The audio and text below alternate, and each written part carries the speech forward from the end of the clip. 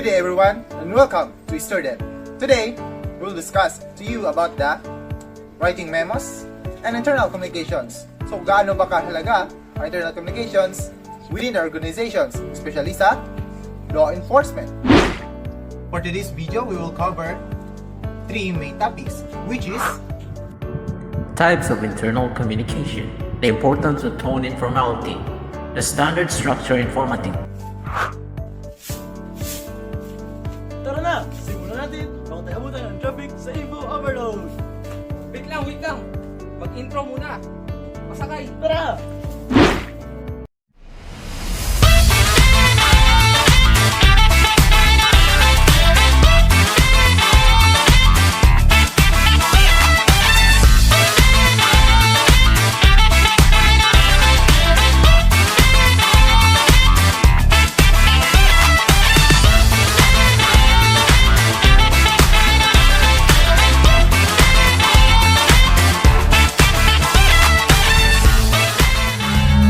Student, share the knowledge.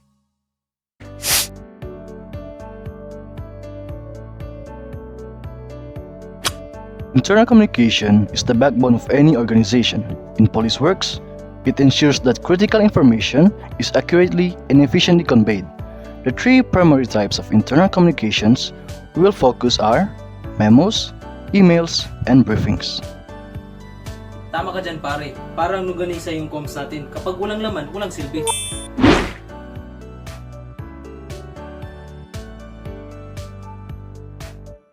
Memos are typically used for formal communication within the department.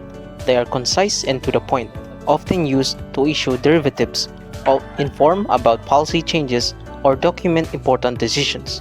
Memos are usually reserved for more serious matters that require official documentation. Kaya ingat sa pagsulat, huwag puro talking points. Dapat diretso at malinaw.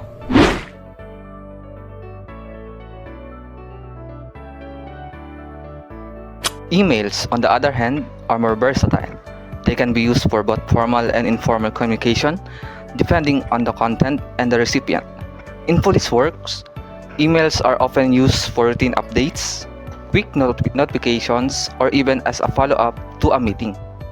Huwag natin gawin texting, iba dating tama ang format.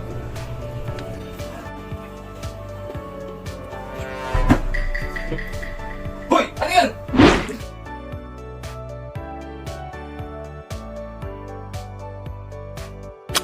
Briefings are another crucial form of internal communication. They are usually delivered in person or via video, are used to provide detailed updates on ongoing cases, new policies, or other critical information that needs to be communicated quickly and clearly. Briefings ensure that everyone is on the same page and can act accordingly. Parang huddle sa basketball. Dapat lahat alam ang play. Walang sablay.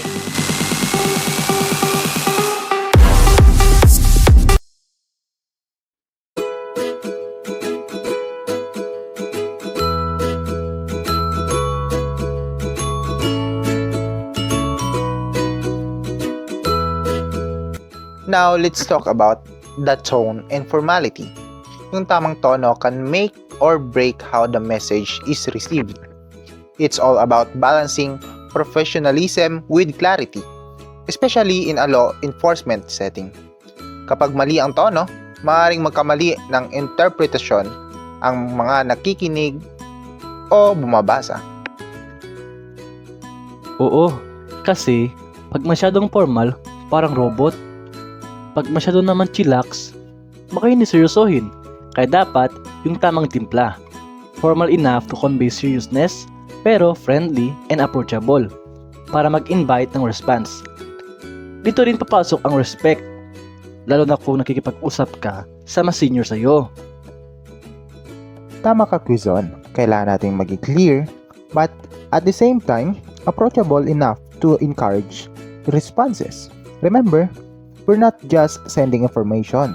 We're opening a dialogue. Kapag nagsusulat tayo ng memo email, dapat formal pero hindi over the top. Dapat Gusto nating maiparating ang mensahe ng malinaw, hindi nakakatakot. Straightforward dapat. Walang unnecessary jargon. Kailangan madaling ma-digest ang mensahe, lalo na kung busy ang mga tao. Kaya minsan si boss hindi nagre-reply eh. Parang nagre-receive siya ng message from a robot. Wala kasing human touch. Dapat relatable din ang tone, lalo na sa colleagues na mas malapit ang working relationship mo. For briefings, the tone can be slightly less formal depending on the context. If you're addressing a group about a critical situation, a more direct and assertive tone might be necessary. However, if it's routine update, a more controversial tone could be appropriate. Totoo, parang kwentuhan, pero di dapat mawala ang focus at seriousness. In briefings, especially in police work, you need to convey trust and authority in your tone. Hindi pwedeng magmukhang unsure o hesitant ang speaker, kasi people look to you for direction. Exactly, pero huwag sobrang casual. Dapat klaro ang instruction para walang miscommunication. Kung may hindi naintindihan, it's always a good practice to ask for clarification. Consider din natin ang audience. Pag senior officers, syempre mas mataas ang level of formality. Pero kung peers or subordinates, pwede naman mas relax. Basta, professional pa rin ang dating. Adjusting your tone based on your audience can help build rapport. Huwag masyadong pa-impress. Minsan kasi lumalampas na tayo. Tama lang dapat ang timpla, approachable, pero firm. When communicating with subordinates, make sure to remain respectful but also maintain authority. Sakto. When you're too formal with peers, it can come off as a distant or intimidating. Balance is key, hindi lang sa senior officers, but in all types of communication. Understanding your audience makes a huge difference.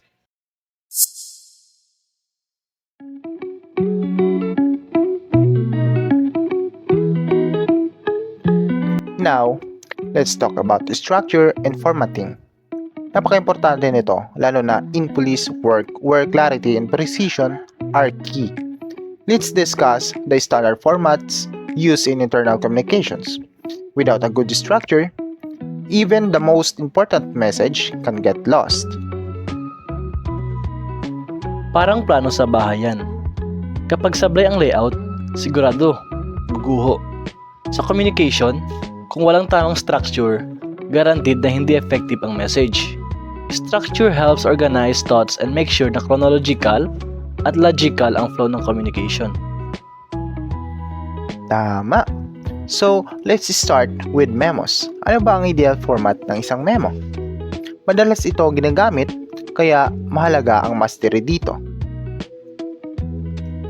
For memo, straightforward dapat ang structure. Simula sa heading na may date, recipient at subject. Pagkatapos, the body is divided into sections: introduction, main content, and required actions or next steps. Formal dapat ang tone, walang paligoy-ligoy. If there's action required, it should be clearly stated in the memo.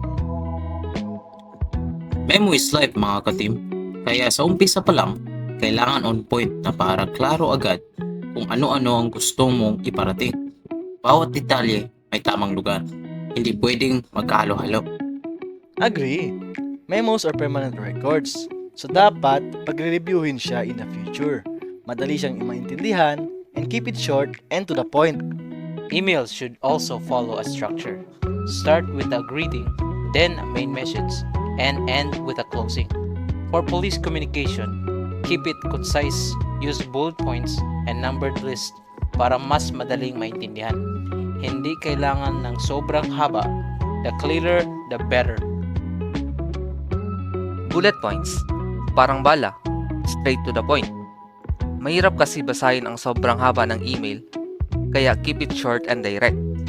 Pag-isipan kung anong importanteng info ang kailangan ilagay, at tanggalin ang mga hindi kailangan.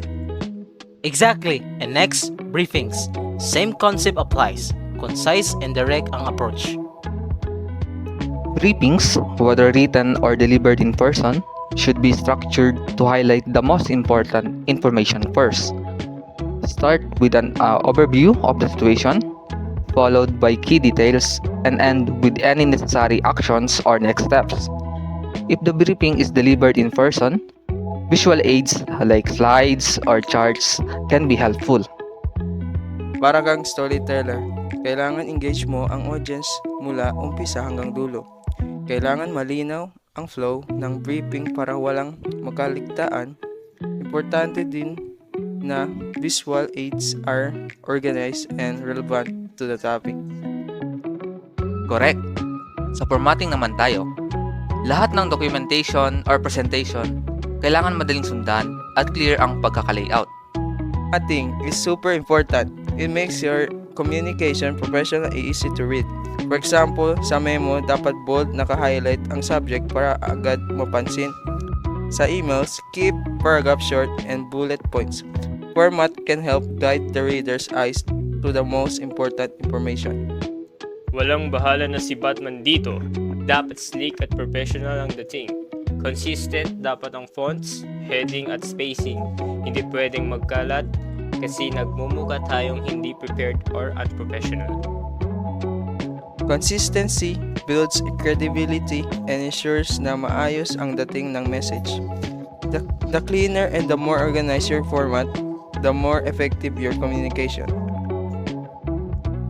That's end our presentation in writing memos and internal communications. We've covered types of internal communications, the importance of tone and formality, and the standard structure and formatting in police communications. Sana marami kayong natutunan sa amin.